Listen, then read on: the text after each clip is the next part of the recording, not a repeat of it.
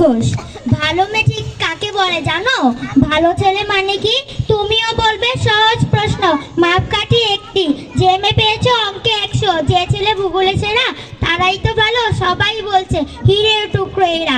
কাগজে ওদের ছবি চাপা হয়, টিভিতে দেখায় মুখ, ওদের জন্য আমারও তো পাই আনন্দে ভরে বুক। তবু কেন জানো তোমাকেই বলছি, দেখে শুনে পাই ভয়। শুধু এত এত নম্বর পেলে কি ভালো ছেলে মেয়ে হয়? আচ্ছা ধরো না, যে মেয়ে পেয়েছে অঙ্কে অনেক কম, তার গান শুনে মুগ্ধ সবাই, হাতে তালি হওয়ার দম। ওই যে ছেলেটা পাশ করে গেছে এবারও টেনে টুনে। সত্যি বলতে কি ভাই, আমরা অবাক ওর আবৃত্তি শুনে। নাটকেও তার নেশা আছে খুব, পরের বিপদে ছুটে বাংলা পাড়ার তিনি বাংলায় নাকি 30 পেয়েছে মুখে। কিন্তু মেয়েটা খেলাধুলাতে 10খানা গায়ে নামি। কিন্তু মেয়েটা খেলাধুলাতে 10খানা গায়ে নামি।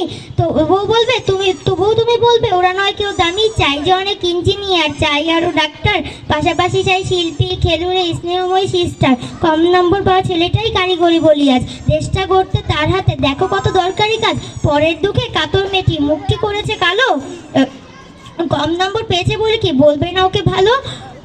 অভাবের টানে কলেজে পড়েনি, ছোট দরমার বাড়ি, তবুও ছেলেটা বাবা মাকে দেখে, ভাড়াতে চালায় গাড়ি। তাই বলছি কি, শুধু নম্বর হয় নাকি মাপকাঠি? ভালো ছেলে মেয়ে বলতে কি ভাই, মানুষ চাই শিখাটি। ধন্যবাদ, আসসালামু আলাইকুম।